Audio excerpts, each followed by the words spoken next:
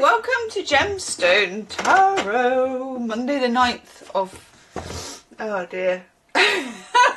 Monday the 9th of, oh dear, March 2026. Managed to get that right on the weekend reading. Made the mistake of congratulating myself. Managed to write it completely wrong in the title, had to be told. Oh no.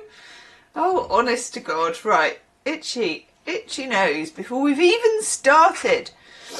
Moon going from Scorpio into Sagittarius 1536 in the UK, and moons vary according to place. And also a picture of some daffodils. Yay! That's really nice actually, isn't it? And it's called The Joy of Spring by Susie Laverty. Laverty. Right, okay. And of course, be still my beating heart. At the end of the month, the clocks go. I'm going to look where they go. You know, you always give me an acronym thingamajig. I always forget it. So let's just accept that that's going to be a thing. Hang on. And then let me ask for your advice about something. Okay, very important. I know you're going to give me good advice for it as well. Right, so it must go forward or backwards then, or does it go forwards or backwards then? I don't know. The clocks go somewhere and it makes it lighter. So the advice that I want, it is the boy's birthday, obviously, in Aries season, because he's in Aries. And I'm doing a big 21st thing where you have, everyone is, you know, the village that's helped to raise him is invited. And, you know, big table, all that stuff. Big table. There's a sort of general idea that the small groups, couples or families or whoever it is, will pay for their sort of share. What is the best way to organise this? Also, a lot of vegetarians. Also, wanting to order in advance, really, kind of get it all done before I get there. Also, alcohol. I don't drink alcohol. And I kind of have a mixture of people who either don't drink any alcohol or who love a drop. So what do you do about that? Because the price of wine is astronomical in the restaurants. There is an idea that we could go to the pub afterwards as well, but obviously you're sitting down to a meal, you know. Anyhow, so any thoughts on how to handle that? And the only thing I don't want to do is end up with that thing at the end where you go, well, I had 3 sprouts and you had 27 peas. And then a fight breaks out. So any thoughts on how to make it, yeah, doable? Because, of course, I'm organising it.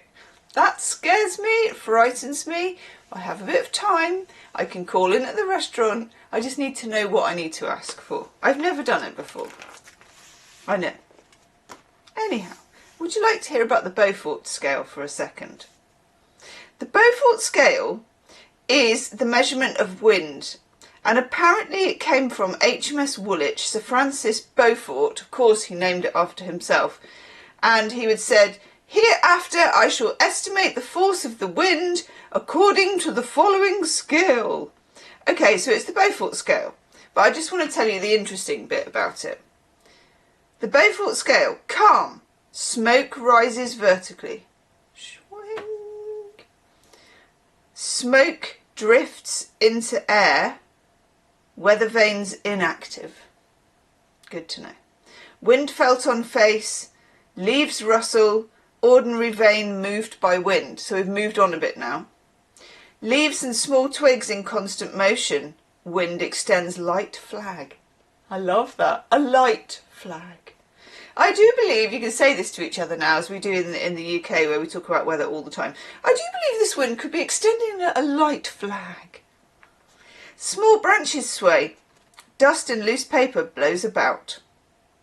Then small trees in leaf begin to sway. Crested wavelets form on inland waters. Another one for conversation.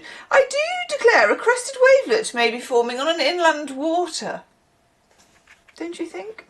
Large branches sway, telegraph wires whistle, umbrellas used with difficulty. Okay, it's starting to blow. Whole trees in motion, difficult to walk against wind. Twigs break off trees. Generally impedes progress. Slight damage to buildings, chimney pots and slates removed. Then we're on to trees uprooted, considerable damage to buildings. Widespread damage, very rarely experienced. And the last one is just one word, devastation. That's very chilling, actually. Yes. Okay. So that's interesting. Next we have Bible versions. Now, itchy ear.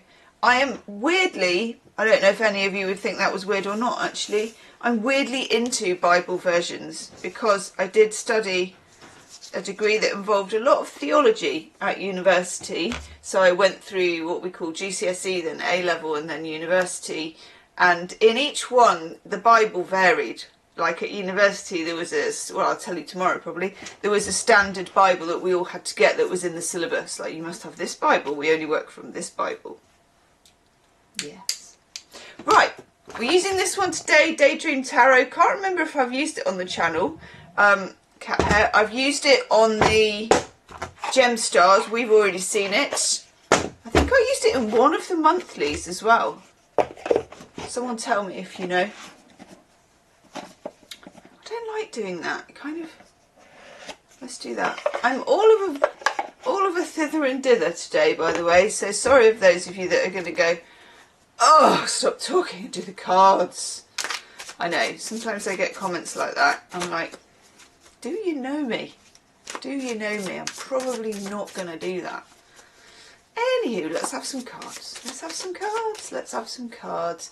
Now that we know what the Beaufort scale is. Oh, what a good card for the King of Cups. It's very interesting. Ooh. It's a very interesting deck, this one. I want to peek at the bottom, as the actress said to the bishop. That's beautiful. It's got some lovely drawings on it. Yeah, I am taking that reversal. Sorry. Right. We begin with this King of Cups. Look at him. He looks like a sort of overworked geography teacher on a Sunday, doesn't he? And he's balancing all of these cups, which is interesting because King of Cups vibe is normally a little bit smoking jacket. How are you doing? I've got two big cups here. You know, I'm on the throne and my feet are made of, my feet could be fins. My throne's on the water. You know, there's that slight, mysterious, swirly-whirly Neptune, now you see me, now you don't, you know, I'm doing the worm, all that kind of stuff. That's what the King of Cups is to me. But this is more, you know, I've got my P45. What am I going to do? Have I got to sign up for the temp agency again? So, carrying a lot of cups. Let's just take it as we're carrying a lot of cups. Carrying a lot of cups at the moment. There's a lot of emotion. A lot of emotion. Then we have the Hierophant. This, I rather like this. It does look a bit like a Pink Floyd album cover, you know, which I have got that, like, and also I've been listening to Pink Floyd recently. I don't know what call I did used to when I was younger, in my younger days, in my teens. And then I don't know, you get that thing, don't you? You get that second wind when you're older and you're like, this rocks. Usually means I've put it on while I'm in the shower and it's gone on to that, and I was like, Pink Floyd, and then I'm like, in the shower, like this. So yeah, anyway, we've got the Hierophant. So look, if you think of this as ideas, because we're in this very Neptune-y, Neptune is in Aries, one of you did tell me, and I find that fascinating. I just find it fascinating. I just feel like all of the swirly-whirlies that we had before have now got some fire and some gumph and somewhere to go. But Aries is a little bit of a firework of a sign, as you know. So it's like shooting off ideas all over the place. Some of them will land and some of them won't. But I think there's a lot of swirly-whirly creativity here. Remember to work with it. We've got the Eight of Pentacles, which is a very sobering and earthy card. It's like, love your swirly-whirlies, but where are you going with this? Because sometimes, and I think this is, for me, I think this. For some, not, you know, others can, whatever, cope with it or not cope with it. For me, creativity works best when it's within some bounds. It's about pushing against a boundary. And then we get what I think is one of the nicest Seven of Cups cards I've seen in a really long time. And of course, the Seven of Cups is warning us about going off into fantasy land too much, you know, going off and becoming completely swirly-whirly. Now, I'm going to say that in this energy, there will be times when that's going to happen anyway, and I'm getting that thing of that dynamo, let it go, and it goes like that. And that's good. And I also have this Nine of Wands in reverse that I really needed to be in reverse, and I don't know why I needed it to be in reverse, but I kind of did. This sense of just reversal. There's an upside down, a topsy-turvy, and all the way around, and it's making the King of Cups a little bit, oh my God. But try to lean into the mess. Try to lean into the swirly-whirly. Because if you can work with it, a lot of good will come with it. Okay? If you want to find this tarot deck, Jan, I think you probably will like this tarot deck. One of you told me to knock the lid, and it does work. Then it's called the Daydream Tarot Deck.